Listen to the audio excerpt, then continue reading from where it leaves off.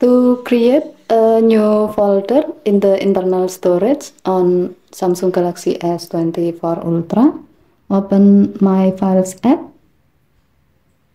Under Storage section, tap Internal Storage. Tap More icon or three vertical dot icon at the top right. And then select Create Folder.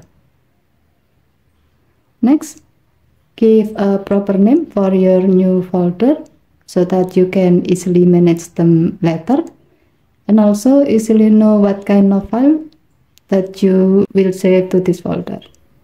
As the example, we will name this folder as work report because this new folder will be used to save all your work reports. Next, tap Create. You can see that a new folder named Work Report has been created in the internal storage of your phone. Okay, thank you for watching. Have a nice day.